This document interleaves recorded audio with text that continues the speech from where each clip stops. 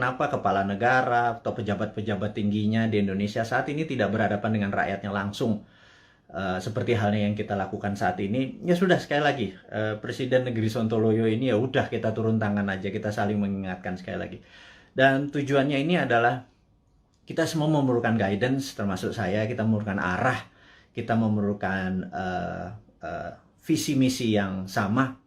Kita memerlukan kolektif dream atau mimpi yang sama gitu ya, di tempat tidur yang sama, mimpi yang sama. Ini penting sekali untuk kita menjadi negara yang berdaulat. Baik sahabat semua, kita akan mulai. Selamat malam, assalamualaikum warahmatullahi wabarakatuh, dimanapun sahabat berada saat ini di negeri tercinta, mulai dari Sabang sampai Merauke.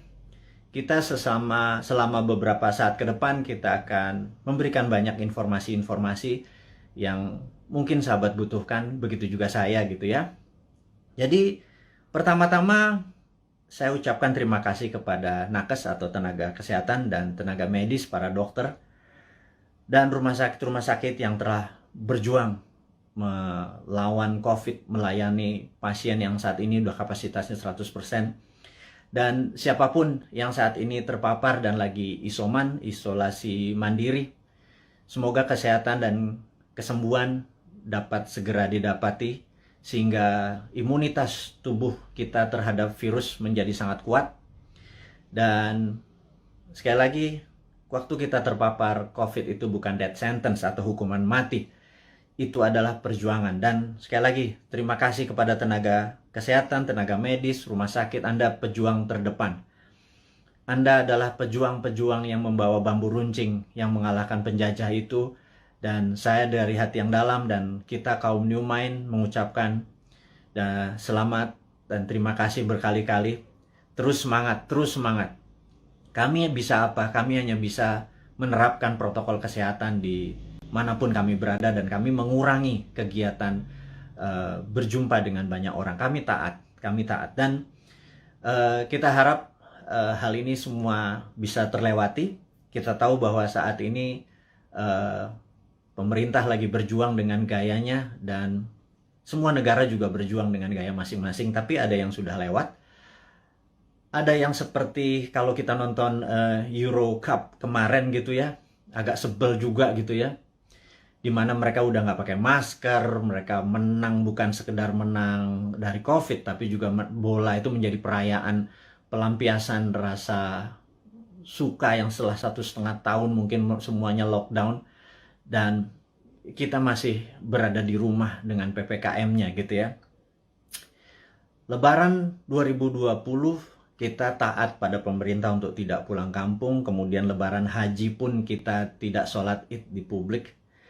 Mendadak tahun 2021, entah bagaimana, kita juga nggak pulang kampung. Saya juga rindu sekali sama ibu saya, keluarga saya di kampung yang nggak bisa ketemu. Dan kita taat. Kemudian Lebaran Haji ini pun kita nggak bisa keluar lagi. Dalam hati kita cuman berkata, kalau sampai tahun depan Lebaran masih kita nggak bisa pulang kampung, dan Lebaran Haji tahun depan kita tidak bisa berhaji, saya rasa ada masalah dengan bernegara kali ini. Udah kalian itu tidak menghadapi rakyat dengan langsung mengatakan apa yang terjadi. Sudah kita tidak boleh berhaji. Dan ada yang mengatakan nggak boleh berhaji masalah COVID. Rasanya enggak. Banyak yang mengatakan ini jangan-jangan masalah politik. Karena kita negaranya miring ke salah satu kekuatan politik dunia gitu ya, yaitu Tiongkok. Itu kita jujur-jujur aja. Kenapa sih kita nggak menjadi negara yang tidak harus miring ke kiri, nggak harus miring ke kanan, tapi semuanya kita rangkul gitu ya. Dan nyata, ngerangkulnya tuh nyata. Kalau sekarang kan agak miring ke salah satu, sehingga kita tahu Saudi adalah perpanjangannya tangan Amerika, di mana Amerika dengan petrodolarnya atau negara petrolnya Saudi dan negara Timur Tengah dikendalikan menjadi underlay-nya terbitnya dolar gitu ya. Berarti kan dia miringnya ke sana ya. Begitu kita nggak berhaji, jangan-jangan, sekali lagi jangan-jangan gitu ya. Ada yang bilang dana hajinya kepake infrastruktur. Saya pikir lah itu mah nggak nggak tahu juga saya apa yang terjadi di atas sana. Tapi ya mbok diterangkan gitu ya, jangan membangun narasi pakai buzzer. Buzzer sudahlah, udah masa lalu buzzer itu. Saat ini di DM kami di Bosman ini banyak buzzer-buzzer yang minta maaf, yang saya pikir no, kamu nggak usah minta maaf sama saya karena banyak keluarganya terpapar COVID juga gitu. Ternyata keluarga buzzer itu tidak anti, tidak kebal COVID juga, terpapar juga, dan ada yang meninggal juga. Akhirnya kapok juga jadi buzzer, kirain waktu jadi buzzer mereka tidak terpapar gitu ya. Nah, jadi udahlah, kita buzzer yang berjumlah ribuan itu nggak usah dipakai lagi. Buzzer itu nggak usah membunuh karakter-karakter orang yang ingin memberi saran ke pemerintah. Jadi saya mengingatkan bahwa pemerintahnya Pak Harto ya, banyak Pak Harto mendapat tentangan dari mahasiswa di tahun misalnya 73 di Malari dan lain sebagainya, Malapetaka 17 Januari dan lain sebagainya. Tapi apa yang Pak Harto lakukan, dia rangkul angkatan 66, 67, di angkatan 73, angkatan 80, semua dirangkul dan jadi menteri-menterinya dia. Ternyata mereka-mereka yang rebel terhadap pemerintahan dia waktu jadi menteri bagus semua gitu ya. Dan jadi saya sarankan, ini bukan saya ngarep jadi komisaris loh ya, bukan loh ya, nggak gitu-gitu amat gitu. Tapi kalau ada beda pendapat, coba didengarlah. Kita nih cinta tanah air kok gitu ya. Niat kita satu, niat kita bersatu gitu ya. Jadi janganlah dibangun narasi malah karakter kita dibunuh. Bahkan kemarin ada Anti Mardigu yang menyatakan kita pro komunis, cinta PKC, Partai Komunis Cina. Orang-orang nggak akan pernah impress dengan informasi seperti itu. Terus kita membangun bala muda, dianggap kita membangun pasukan kelima seperti Partai Komunis Indonesia dulu. Membangun kekuatan petani diminta bersenjatai. Kemudian sewaktu Bosman mengambil pasukan muda, teenagers, yang berusia 14 sampai 20 tahun ya, yang belasan tahun itu yang pendidikan Pancasilanya sedikit, yang mengetahui bela negaranya juga sedikit, terus kita bangun kekuatan dengan teen camp, bala mudanya kita bangun, summer camp 4 hari kita didik apa yang kita ajarkan di Lemhanas, kita ajarin ke anak-anak, kita ajarin disiplin militer, kita menjadikan anak-anak ini adalah patriotis nasionalis. Itu dicap untuk membangun kekuatan untuk anti pemerintah oleh buzzer-buzzer. Saya pikir Anda keterlaluan gitu ya. Iya, dan saya yakin orang-orang yang menjadi sahabat Newman ini nggak pernah percaya dengan apapun yang buzzer-buzzer itu lakukan. Dan karakter-karakter kayak gitu udah kuno lah gitu ya. Anak-anak sekarang zilenial, milenial ini sangat-sangat pinter dan nggak kemakan lah sama buzzer. Anda sudahlah tobat aja lah para buzzer itu dan bersama-sama bangun narasi, jangan memecah belah bangsa gitu ya. Dan itu tadi informasi mengenai COVID. Jadi saya rasa malam ini saya ingin share sedikit tentang COVID ya. Jadi di seluruh dunia sudah 3,2 miliar vaksin tersebar, dan sahabat saya di Amerika baru aja pagi tadi menelpon saya, jadi malam di sana, bahwa Amerika itu menarik, bahwa 49,1% adalah natural herd immunity, alias mereka terpapar dan sembuh sendiri. Kemudian 13 sekian persen menggunakan vaksin. Jadi kalau 49 tambah 13 mereka sudah hampir 70%, alias sudah kena herd immunity-nya. Jadi kalau 10% lagi divaksin dalam waktu 3 atau 4 bulan, kemudian Amerika sudah melewati herd immunity. Dan Eropa juga sama. Saya pernah menceritakan di video narasi bahwa pemerintah Belanda menyatakan menggunakan herd immunity, jadi benar-benar dilepas warganya, dikasih vitamin, dan sistem rumah sakit dikuatin dan dilindungi mereka-mereka yang rentan, ada komorbid dan usia tua. Dan terbukti bahwa sekarang negara-negara Eropa bahwa 40% menggunakan natural herd immunity, yang 20-30% pakai vaksin. Jadi vaksin minoritas, mayoritas adalah menggunakan herd immunity. Indonesia saat ini mungkin yang herd immunity berdasarkan data di bawah 10% yang terpapar dan sembuh, yang tanpa gejala dan lain sebagainya. Kemudian yang kita baru berapa persen ya, dengan kecepatan 250.000 suntik per hari, 3 tahun lagi kita mendapatkan herd immunity itu mungkin sekarang baru 20-25% yang sudah dikatakan kebal gitu ya. Jadi mencapai 70%, 80% pencapaian ini masih cukup lama. Jadi saya pikir kita ada ya sekali lagi bukan salah bernegara lah. Keputusan kemarin tidak tepat, tetapi jangan sampai sekali lagi tahun depan menjadi tidak tepat. Kita udah 4 kali minus loh, kuartal 4 kali minus growth ekonominya 4 kuartal. Itu sebenarnya berat nanti ya. Sekarang kita bicara COVID dulu. Jadi Tiongkok saat ini sudah mencapai 70% juga imunitasnya, dan mereka mengatakan mereka pakai vaksin. Tapi sekali lagi, data dari Tiongkok saya nggak pernah percaya utuh, karena negara komunis itu memiliki propaganda. Malah feeling saya sekali lagi, rasanya Tiongkok menggunakan herd immunity juga, alias 40% dari populasi menggunakan natural herd immunity. Mereka terpapar dan mereka sembuh, dikasih vitamin dan dikasih sarana kesehatan. Yang 30% atau 40% baru pakai vaksin, sisanya vaksinnya diekspor ke luar negeri. Jadi jangan-jangan Tiongkok sendiri pakai herd immunity natural gitu ya, dan sementara kita pakai herd immunity vaksin gitu ya. Semuanya benar. Saya tidak anti vaksin, saya sangat mendukung vaksin. Vaksin terbukti mengurangi tingkat fatality atau tingkat kematian. Jadi divaksin itu penting, tetapi lebih penting lagi kalau herd immunity natural, kekuatannya natural alami gitu ya. Nah, vitaminnya multivitamin biasa, B kompleks, B12, vitamin C, vitamin D plus matahari, olahraga, makan sehat dan lain sebagainya. Itu adalah basic untuk meningkatkan imunitas, dan kemudian mineral-mineral dan lain sebagainya. Itu basic sekali dan semua dunia juga tahu, sehingga yang terjadi di negara Tiongkok adalah mereka-mereka yang natural herd immunity-nya. Dan ini ada yang menarik, sampai ada sebuah statement dari Anda kalau suka nonton, denger ya. Jadi kalau IG itu kan tempat pamer, jadi ada pamer kekayaan, pamer perjalanan dipamer-pamerin. Kemudian kalau di TikTok itu beda, generasi TikTok sama generasi IG beda. Kalau di TikTok itu Anda harus sombong gitu. Kalau IG begitu sombong Anda diledekin. Kalau di TikTok Anda harus sombong. Anda di rumahnya punya lift, bilang wah gila, rumahnya dia ada lift gitu. Dan nggak ada, bagi anak TikTok tuh biasa aja. Anak TikTok adalah anak zilenial, anak IG adalah anak milenial. Dan mereka ini adalah orang-orang yang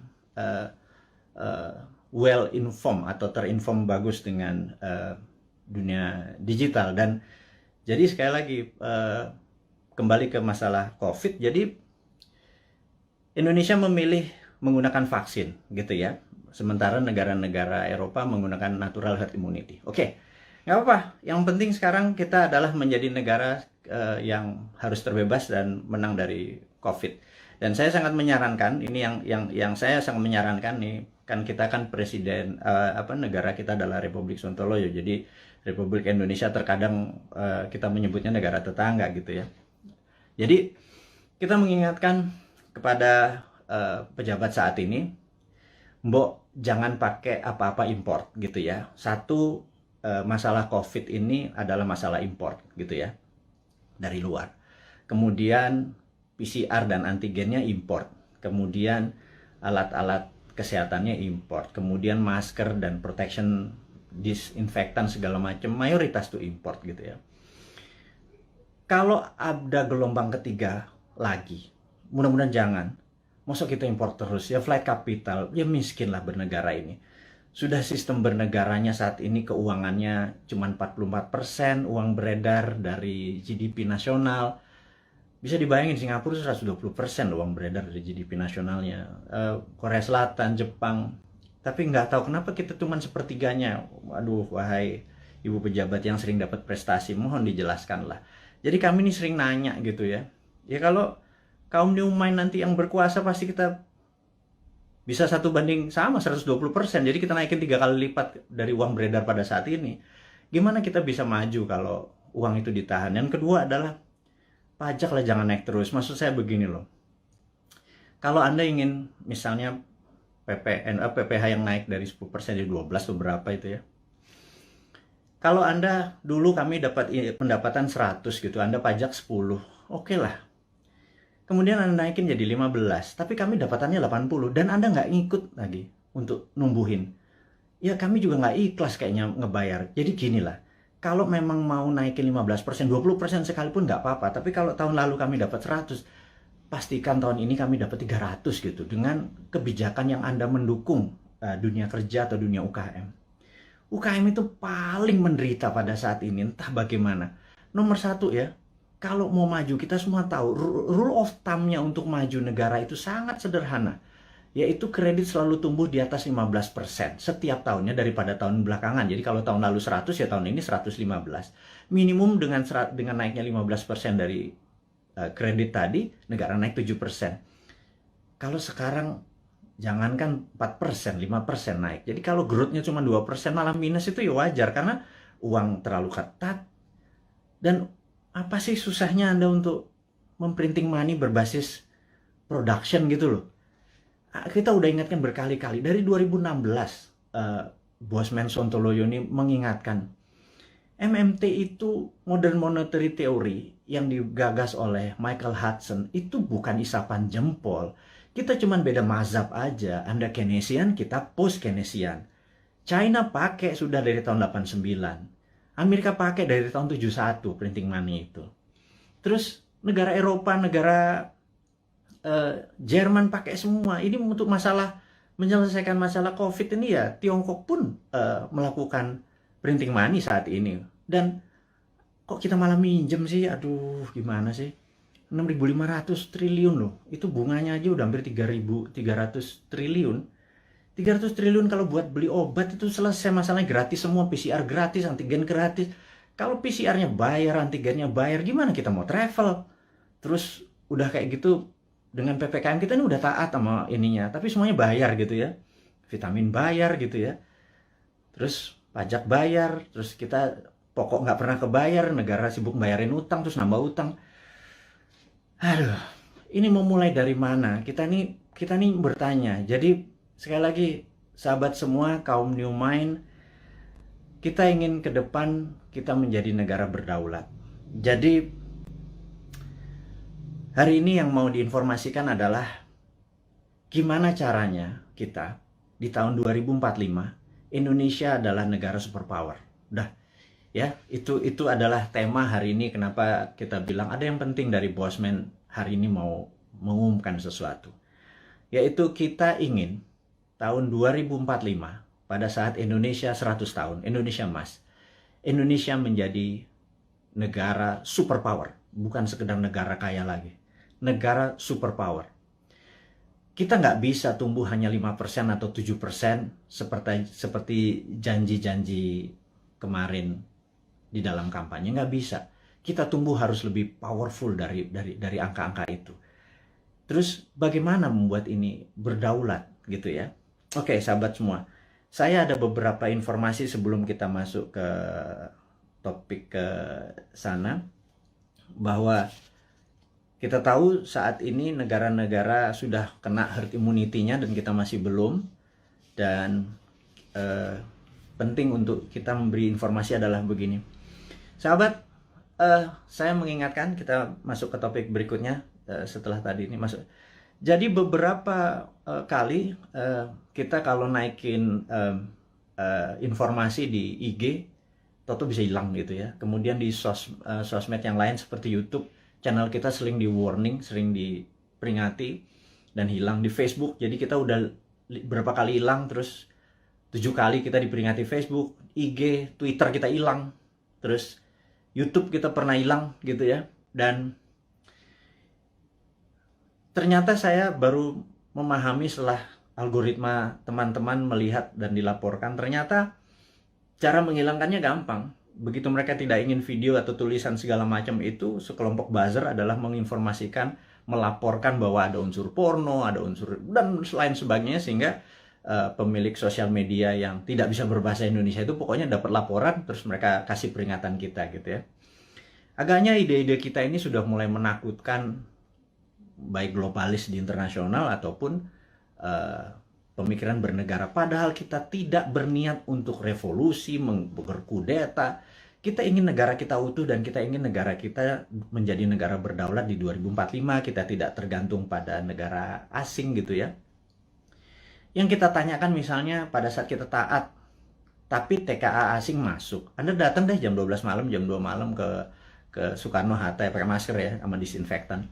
Anda bisa lihat ada 300 orang, 500 orang, terus mereka nggak ada karantina. Pertanyaan sederhana, kenapa nggak dikarantina sih? Gitu aja. Segitu kuatnya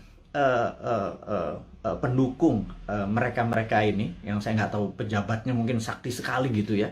Sehingga waktu kita peringati kenapa mereka bisa masuk, kenapa kita taat terus mereka asing bisa masuk, terus mereka bisa ikut bersama-sama commercial flight dengan warga negara Indonesia lainnya, mereka tidak bisa berbahasa Indonesia. Dan jawabannya adalah jangan macam-macam, suruh diam kau gitu ya, karena nanti kalau negara itu tidak mau invest di Indonesia, Indonesia bisa rugi. Itu kalimat yang benar-benar menurut saya, lo gila ya, jangan gitulah. Emang satu-satunya negara ngolong itu memang Tiongkok apa? Segitu taatnya gitu? Enggak gitulah, jangan berkata begitu, kita bukan anak-anak lah. Berbicara yang lebih elegan sedikit, dengan data, dengan santun, jangan membentak, jangan menghardik gitu ya.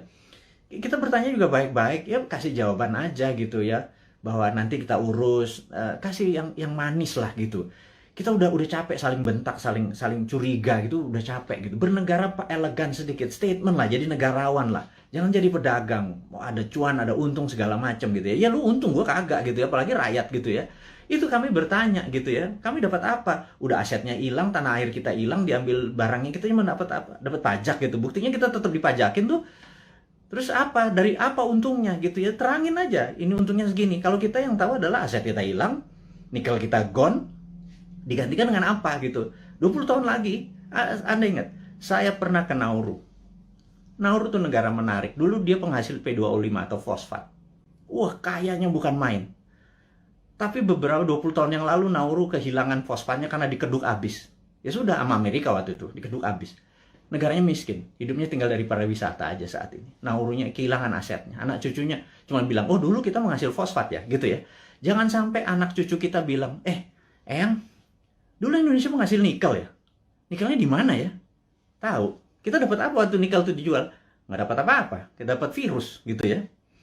Hal itu kan susah kalau kita dijawab sama cucu cicit kita bertanya hal-hal seperti begitu gitu. Jadi kita tanya balik. Kalau memang hanya didapat nikel itu kalau bisa atau produk-produk alam itu sumber daya alam. Kalau kita percaya MMT, Modern Monetary Theory, maka sumber daya alam itu bukan sebagai alat komoditi atau alat dagang, tetapi sebagai alat tawar. Jadi keuntungannya itu bukan hanya dari jualan, tetapi ada benefit lagi. Jadi di atas financial benefit, sekali lagi, di atas Anda para pejabat sekarang tuh apa-apa kan financial benefit. Kita dapat untung, dapat untung. Selalu untung dan cuan gitu ya. Cara bernegara segitu kesannya kayak anak TK gitu ya. Karena kalau cara bernegara di atas keuntungan materi itu ada namanya humanitarian benefit, keuntungan atas nama kemanusiaan. Terus ada namanya nasionalis, keuntungan untuk negara gitu ya.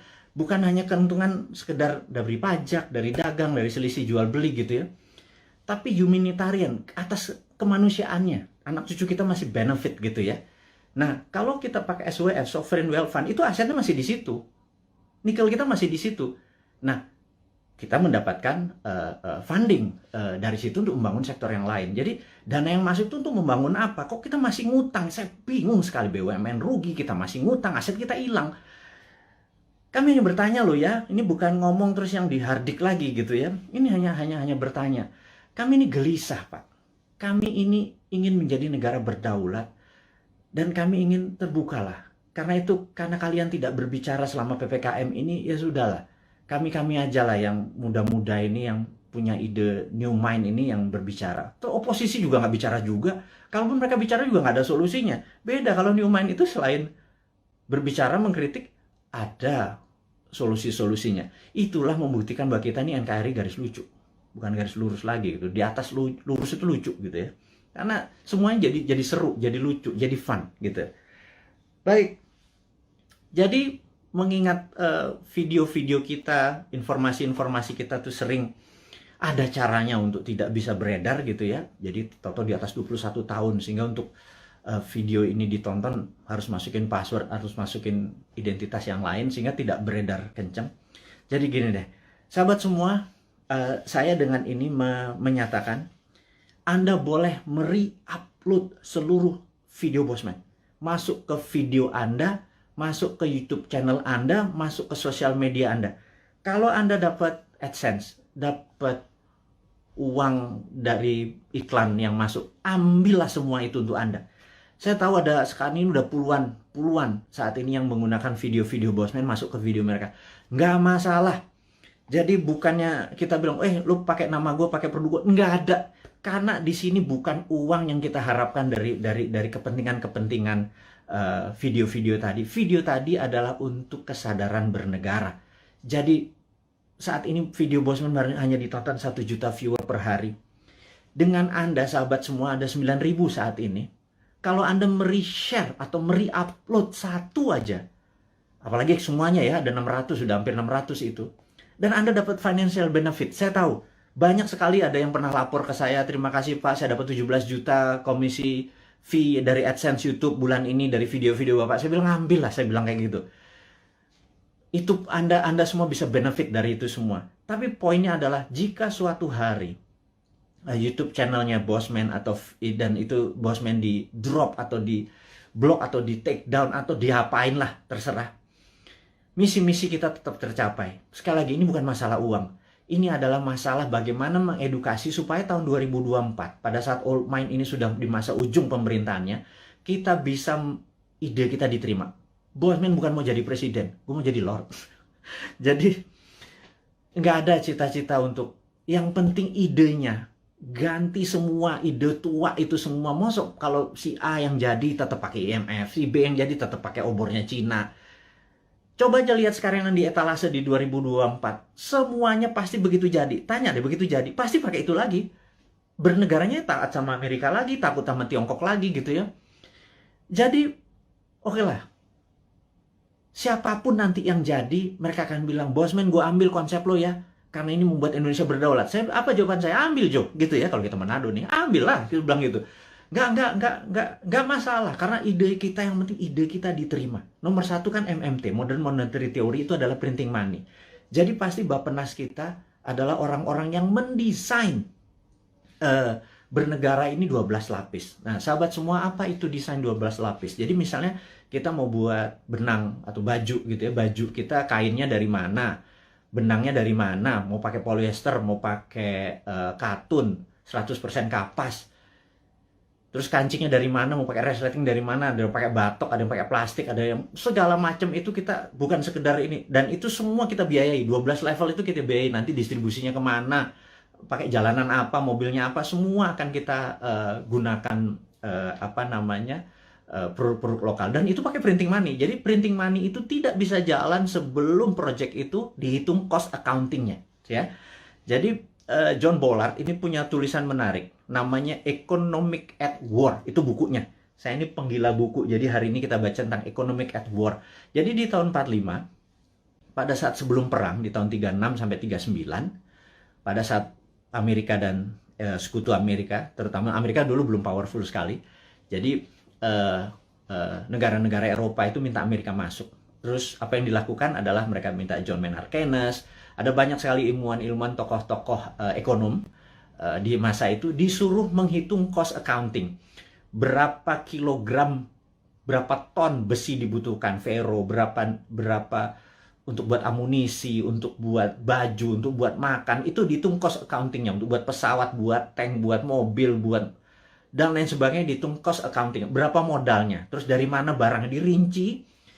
Syaratnya sederhana. Churchill waktu itu sangat sederhana. FDR juga, Franklin Delano Roosevelt juga perintahnya sama. Ini dua Inggris sama Amerika memang kompak banget. Mereka cuma bilang, berapa biayanya untuk kami menang perang? Perang itu ada perang sama Jepang dan perang sama Jerman gitu ya.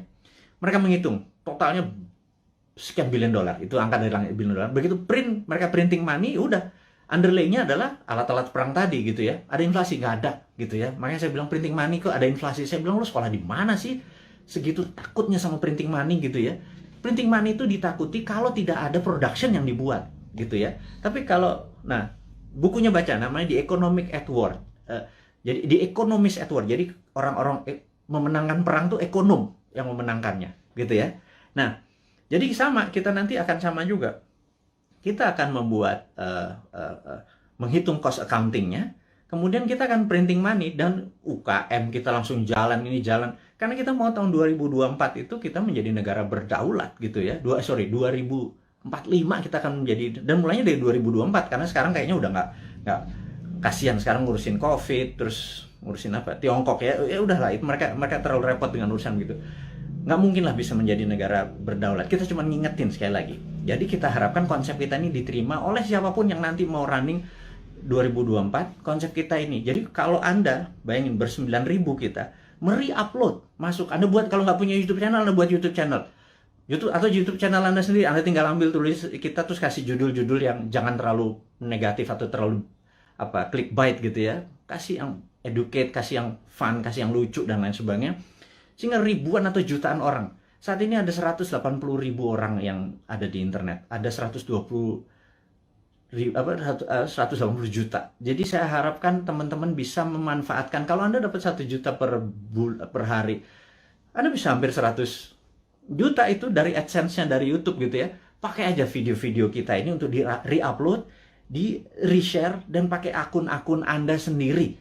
Perbanyak itu semua informasi-informasi itu. Anda boleh mengganti thumbnail-nya, mengganti footage-nya. Yang penting voice-nya jangan dipotong. Narasinya gunakan tulisan agar orang menjadi lebih paham gitu ya. Ini tujuannya bukan untuk memecah belah bangsa, ini tujuannya untuk membuat kita negara berdaulat. Dan cara cerdas bernegara ini sudah hampir 600 video. Sebarkanlah gitu ya. Kemudian sahabat semua, kita saat ini ya tadi ada informasinya adalah untuk re-upload. Anda sangat diizinkan menggunakan nama Anda video-video Bosman. Saya harapkan ada 9.000 sahabat ini punya 9.000 akun yang masing-masing taruh semua videonya Bosman, dan Anda dapat faedah yang sama. Sekali lagi, kita baru mencapai mungkin 1% dari populasi. Bayangin dari 180 juta orang yang punya akun di sosial media atau internet, menggunakan internet ini, baru 1 juta yang kita capai. Masih kecil sekali.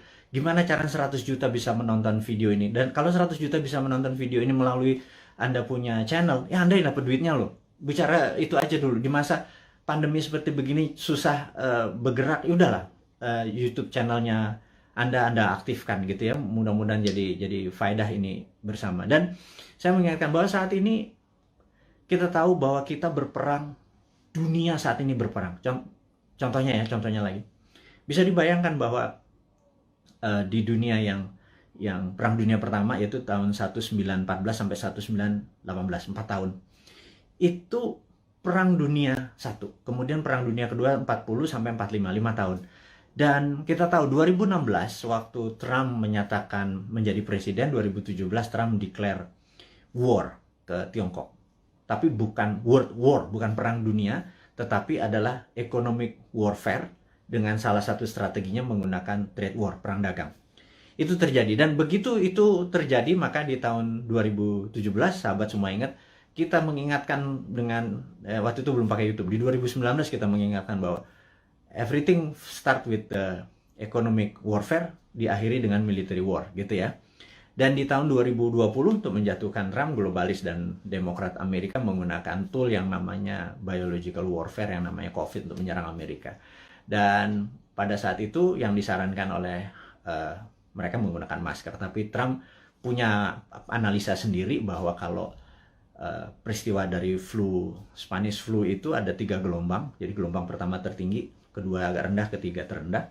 Tapi virus pertama itu paling lemah, kemudian agak kuat, terakhir yang paling kuat gitu ya. Nah, jadi pada saat terlemah ini semua orang terpapar aja supaya tingkat herd immunity-nya tercapai. Dan yang terjadi oleh Trump dilakukan adalah dibebasin aja, toh mereka punya operating sistem dari kesehatannya terbaik di dunia. Dan ternyata terbukti sekarang 49%, 49,1% di Amerika menggunakan herd immunity natural. Dan ini adalah, ya tapi sekali lagi Trump kalah dengan 4 negara bagian yang dalam tanda petik dicurangin katanya. Tapi itu negara Amerika, bukan negara kita. Tapi dia adalah salah satu polisi dunia yang berkepanjangan. Ternyata Biden ini mengambil konsepnya Trump untuk masih berperang juga dengan Tiongkok. Jadi, dan itu adalah perang dunia negara. Kita nggak ikut-ikutan. Tetapi kita di dunia ini perang dengan makhluk yang tidak kelihatan yang namanya virus corona atau COVID gitu ya. Jadi begitu dunia saat ini menjadi satu rasa dan perang bersama, inilah yang menarik. Bahwa kita harusnya sudah menggunakan war mode atau ekonomiknya at war. Jadi ekonomi itu ada 3, economic at normal condition, economic at crisis, dan economic at war. Jadi harusnya bernegara itu pakai economic at war. Sayangnya sekali lagi mereka nggak paham saat ini, old mind yang berkuasa ini nggak paham bahwa ekonomi at war tuh gimana ya gitu ya. Sekali lagi, aduh, itu kadang-kadang kita mengelus dada gitu ya, kok ya beda lagi strateginya, ya nggak pakai ngutang jelasnya gitu ya. Harus berdikari, berdiri di atas kaki sendiri, every country for their own, negara ngurusin sendiri. Jadi begitu kita masuk perang dunia, yaitu 2020 kemarin, 2021 saat ini kita masih dalam keadaan perang, dan WHO serta World Bank sudah mengumumkan bahwa perang ini diperkirakan berakhir tahun 2025. Jadi perang ini masih panjang, sahabat semua. Perang ini kan perang besar itu kan ada battle perang, pertempuran kecil gitu ya. Ini masih banyak di Jawa sekarang, di Bali itu masih ada pertempuran kecil. Dan kita harus memenangkan pertempuran itu untuk memenangkan peperangan. Jadi bayangin kalau kita baru selesai tahun 2025. Jadi baru sebagian yang tahun 2022 lepas sebagian, 2023 lepas sebagian, dan lain sebagainya. Nah, kalau melihat kayak gini mood-nya atau apa ya, cara bernegara saat ini tidak juga memahami ini World War III, perang dunia ketiga, karena perang benar, semua negara perang kok masih nggak declare juga sebagai perang dunia.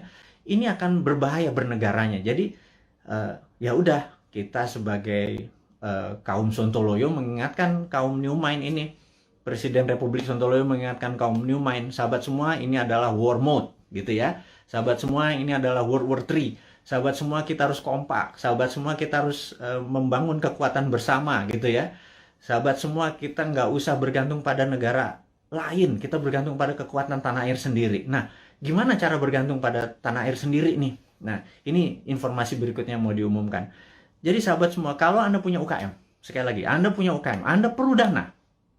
Saat ini di Santara ada sekitar 2 triliun dana dengan 280.000 investor receh ya. Sederhana ya, 280 investor tuh anggap masing-masing naruh 10 juta rupiah aja untuk invest di portfolio keuangannya, mau invest di UKM Anda. Jadi kalau 10 juta dikali 280 itu 2,8 triliun. Jadi ada 2 triliun. Sahabat semua, kalau Anda punya UKM, Anda perlu dana.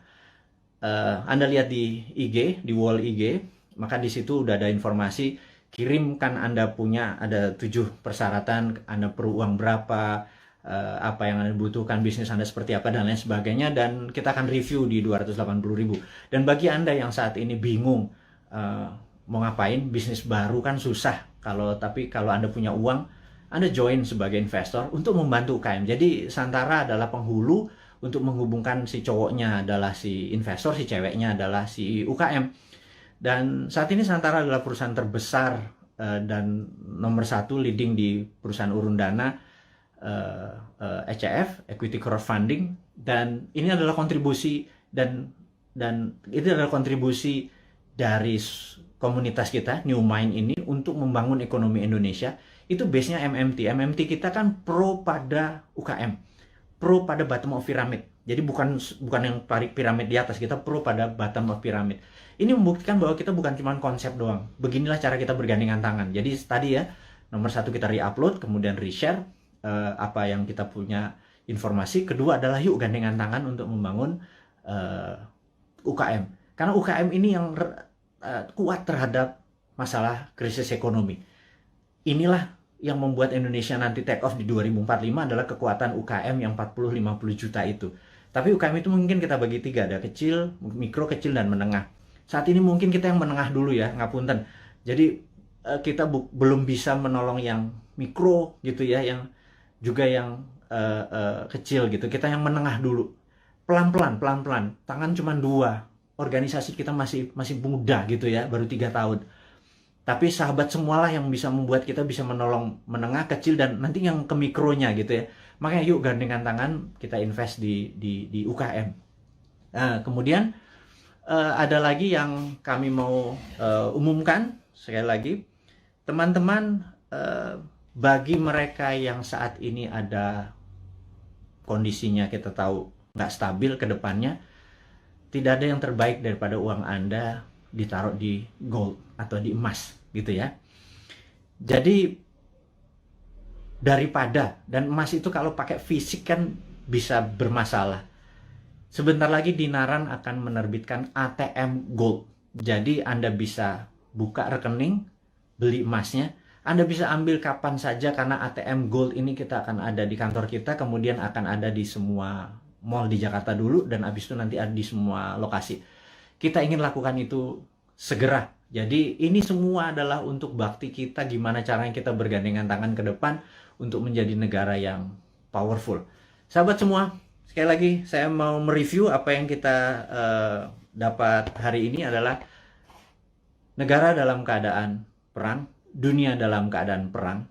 Saya sarankan Anda untuk melakukan hal yang sangat penting yang namanya survival mode. Anda harus survive, Anda harus sehat, Anda harus semangat, Anda terus bersatu, Anda terus berjuang mengalahkan masalah ekonomi, masalah kesehatan. Kita bergandengan tangan, kurangi gerak. Jadi pada saat Anda ada masalah dengan keuangan, yuk kita bergandengan tangan dengan Santara. Yuk nabung di Dinaran. Dan jangan banyak gerak dulu. Sabar. Jadi kita momen ini adalah segalanya. Jadi survival mode. Jadi saat ini ikuti aturan pemerintah untuk PPKM. Stay healthy. Teman-teman semua, di akhir informasi hari ini kita ucapkan sehat selalu, semangat selalu, bersatu selalu. Gunakan seluruh kekuatan Anda untuk membangun Indonesia, terus berprasangka baik, terus kompak, dan percayalah Indonesia akan menjadi negara berdaulat di tahun 2024 mulainya, dan di 2045 Indonesia akan menjadi negara superpower. Dari saya, selamat menikmati hari Minggu. Sukses buat Anda semua. Wassalamualaikum warahmatullahi wabarakatuh.